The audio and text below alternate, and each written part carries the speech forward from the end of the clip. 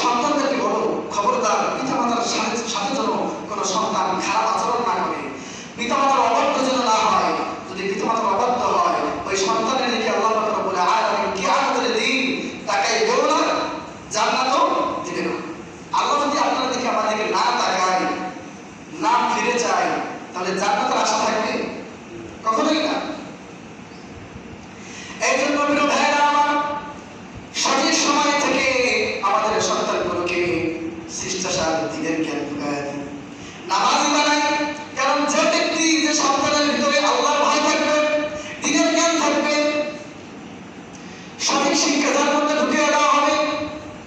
আল্লাহ রাসূল সাল্লাল্লাহু আলাইহি ওয়াসাল্লাম বলতেছেন, সে যদি কোনো গুনাহের কাজ করতে চায়, পিতামাতার অবাধ্য হতে যায়, অবশ্যই আল্লাহ তাকে ভয় তার মধ্যে ধাক্কা দেবে, তাকে বাধা দেবে।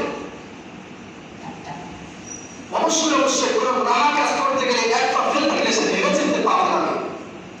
এই জন্য নেক সন্তান বানাতে হলে সঠিক সময় থেকে, আল্লাহ রাসূলের হাদিস অনুযায়ী 7 বছর থেকে সন্তানকে দ্বীনের সঠিক শিক্ষা তাকে দাও। সঠিক সময় থেকে দ্বীনের শিক্ষা দিতে অভ্যস্ত করুন। 10 বছর 11 বছরের মধ্যে আপনার সন্তান ইনশাআল্লাহ আপনার নিয়ত করে আপনার সন্তান নেক সন্তানে পরিণত হয়ে যাবে। যেটা ঠিক না। এই জন্য এমন একটা জামানায় চলে এসেছি, আমাদের সন্তানগুলোকে দিনের সঠিক সময় থেকে দিনের শিক্ষা আমরা দেই না। আমরা হলো কিভাবে ইঞ্জিনিয়ার বানাবো, কিভাবে ডক্টর বানাবো, কিভাবে অফিসার বানাবো, দুনিয়া নিজের পার্থিব লোকের জন্য আমরা সন্তানকে শিক্ষা দেওয়ার জন্য ব্যস্ত হয়ে পড়েছি। কিন্তু ওই সন্তান একদিন হয়তো ডক্টর হতে পারে, ইঞ্জিনিয়ার হয়ে যেতে পারে, অনেক বড় ম্যাজিস্ট্রেট হয়ে যেতে পারে, অনেক শিক্ষিত হয়ে যেতে পারে, কিন্তু দিনের জ্ঞান যার মধ্যে নাই, একদিন হতেও পারে ওই সন্তান আপনাকে বৃদ্ধাশ্রমে পাঠিয়ে দিতে পারে, কোনো নিরাপত্তার জন্য হবে না। একজন মুসলমান আমাদের সন্তানগুলোকে আসুন আল্লাহ রাসূলের হাদিস অনুযায়ী সঠিক সময় থেকে আমরা তাদেরকে সঠিক জ্ঞান, দিনের জ্ঞান তাদের মধ্যে দেওয়ার চেষ্টা করি। তাই আপনি হয়ে, আপনার দ্বারা হোক, আর মাদ্রাসায় পাঠানোর দ্বারা হোক, আর কোনো হুজুরের দ্বারা হোক, আর ভালো একটা মজলিসের দ্বারা হোক, এই জন্য ভালো মজলিস হলে সন্তানদেরকে কখনো ওই মজলিসে না যাওয়ার বাধা দেবেন না, যাইতে। ভালো একটা কাজের জন্য সন্তানদেরকে কখনো ভয়ের জন্য বাধা দেবেন না। আগে আল্লাহ রাসূলের জামানায় সাহাবীরা আল্লাহর দ্বীনের জন্য, আল্লাহ রাসূলের পিছনে দ্বীনের জন্য সন্তানদেরকে রেকর্ড করে দান করে দিতেন নির্দ্বিধায়, একটু মায়া করতেন না আল্লাহ তাআলার জন্য। কিন্তু বর্তমানে কথার কথা কোনো একটা দ্বীনের মজলিস, কোনো একটা আল্লাহ তাআলার দ্বীনের কাজ করার জন্য অনেক বড় হয়ে গেছে, 15 বছর 20 বছর এমন জায়গায় দেখেছি সন্তানদেরকে কোনো ক্ষতি যদি হয়ে যায় সন্তানের, সেই ভয়ে সন্তানকে কোনো ভালো কাজে পাঠাইতে চায় না। এমন পিতামাতা আছে আমাদের মুসলমানদের মধ্যে, আছে না? আছে। কিন্তু আমরা একটাবারও ভাবতেছি না এই সন্তান কার নিয়ামত, এই সন্তান কে দিয়েছেন আমাদেরকে, কে দান করেছেন, কিসের জন্য পাঠিয়েছেন এই সন্তানকে পৃথিবীতে, কি করার জন্য, কি উদ্দেশ্যে। এই সন্তানকে আল্লাহর সন্তুষ্টি করার জন্য সন্তানকে সুশিক্ষিত না করতে পারি, আল্লাহ তাআলা কিয়ামতের দিন, কিয়ামতের আদালতে দাঁড়িয়ে আল্লাহ তাআলার কাছে কি জবাব দেব, এই চিন্তা একবার আমরা করি না। প্রিয় ভাইরা, শুধু তাই না, দেখুন আমাদের সন্তান যদি ঘুমায় থাকে ঘরের মধ্যে, শীতের দিনও হোক আর গরমের দিনও হোক, সারা রাত জেগে পড়তে পারি, পড়াইতে পারি সন্তানকে। কিন্তু ফজরের আযান দিয়েছে, সন্তান সারা রাত জেগে পরীক্ষার সামনে, এই পরীক্ষার জন্য সারা রাত জেগে কষ্ট করে পড়েছে, এখন ফজরের আযান দিয়েছে, যদি কথার কথা কিন্তু মা বলে আযান দিয়েছে বাবা তুমি উঠে যাও, এটা যদি এরকম কথা বলে মা বলবে আহা সারা রাত সন্তানটা জেগে পড়েছে, পড়ালেখা করেছে, কষ্ট করেছে, এখন থাক দেখো না।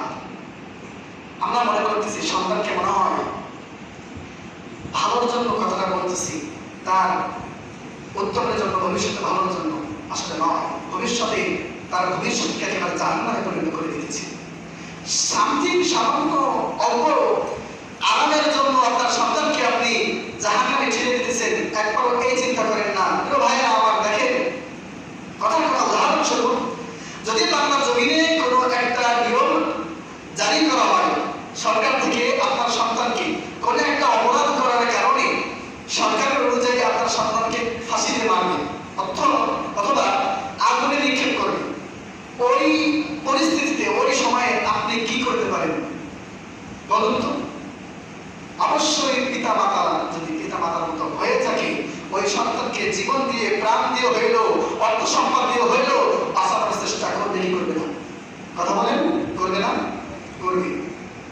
যে কোনো মূল্যে হোক না কেন, বাড়ি জায়গা বিক্রি করে হোক না কেন, যদি ঘুষ দেওয়া হয় তো সন্তানকে বাঁচানোর চেষ্টা অবশ্যই করবে।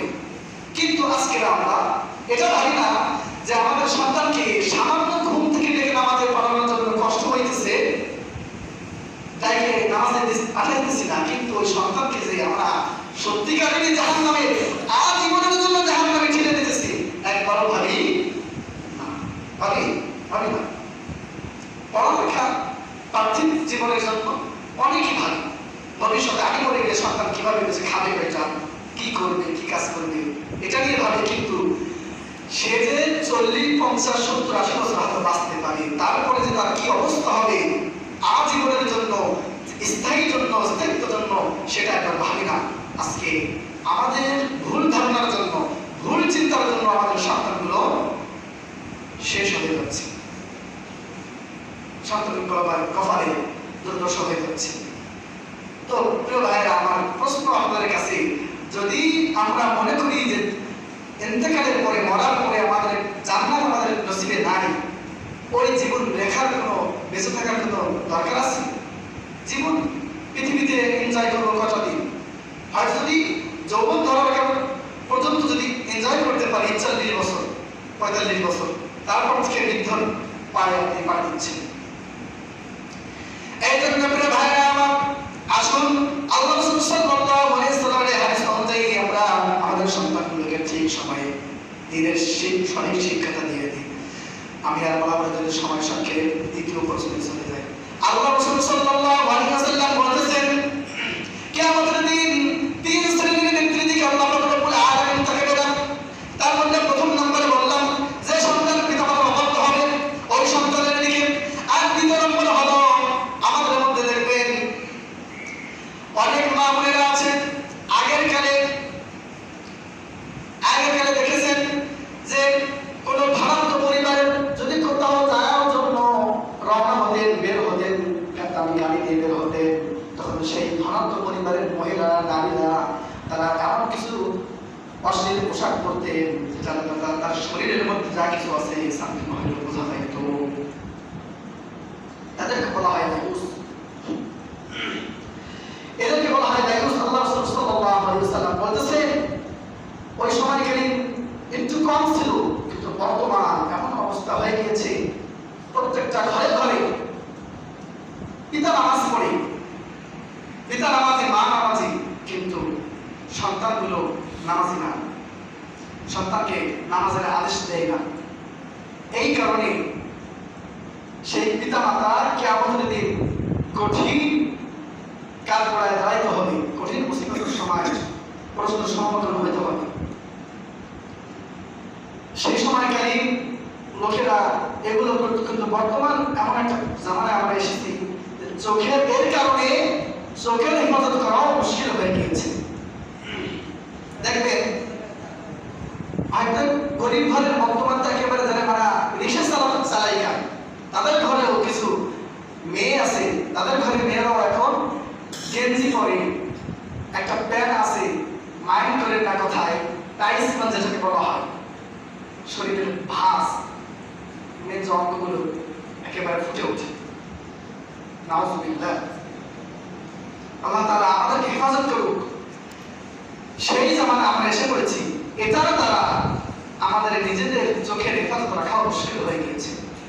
আজকে দেখুন, আপনার মেয়েকে আপনি এই অশ্লীল ভাবে চলাফেরা করাচ্ছেন, কিন্তু আপনার মেয়ে তো অশ্লীলভাবে চলাফেরা করতেছে, আপনার প্রতিবেশী আরেকজনের মেয়ে আপনার মেয়েকে দেখে, আপনার পরিবারকে দেখে সেভাবে চলাফেরা করতেছে, মরার ভাবে শাস্তি থাকতে চায়, সেই মরার ভাবে চলাফেরা করতেছে, আপনিও তাকে দেখতেছেন, আপনার চোখের কথা হইতেছে, আপনার মেয়েকে যে অন্য পুরুষের অন্য ছেলেরা দেখতেছে রাস্তাঘাটে, ওই যে গুনাহ, কবিরা গুনাহ, ওই গুনার ভাগ আপনার আমল নামা যেতেছে, আপনার মেয়ের তো গুনাহ হইতেছেই বটে।